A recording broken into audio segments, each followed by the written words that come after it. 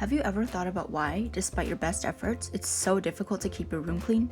What about how the weather works or why your tea gets cold? Thermodynamics is a study that relates these situations together. At their core, they're all about one thing: energy transfer. Let's say you're moving some books upstairs. You're starting to get really hot and sweaty, but at least you're making progress. Here, the first law of thermodynamics, the law of conservation of energy, is at work. You can't make energy appear or disappear. Like how you needed breakfast to move the books and how cars burn fuel, energy is always being transferred between a system and its surroundings. This energy transfer is defined like so, where the change in system energy will be exactly equal to the change in the surroundings energy. But the universe isn't perfect and neither is the transfer.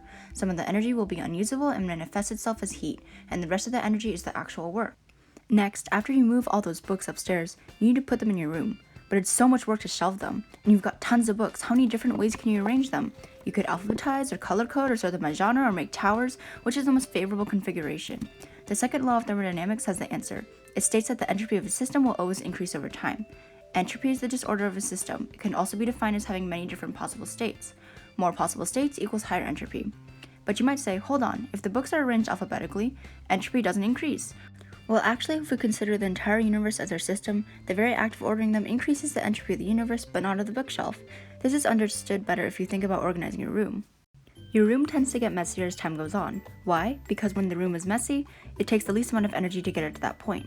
And lo and behold, the universe likes it messy. Even if you try to tidy up, the decrease in entropy of your room would actually be countered by the increase in entropy from cleaning. When you clean and transfer energy to your surroundings, you produce heat as a byproduct that vibrates air molecules around you faster, and faster moving objects give rise to more states and higher entropy. So in actuality, entropy of the universe is always increasing even when it decreases in systems. Now going back to our bookshelf, if you plotted the energy of each potential state on a graph, you can see that placing the books randomly has the lowest energy state and is the universe's favorite.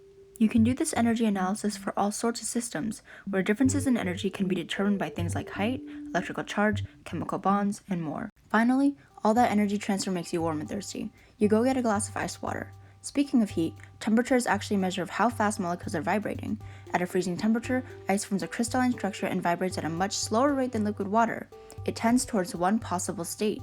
The third law of thermodynamics declares that the entropy of that system decreases as the temperature gets colder, because if we're reducing the molecule movements, then we are reducing the randomness of our system.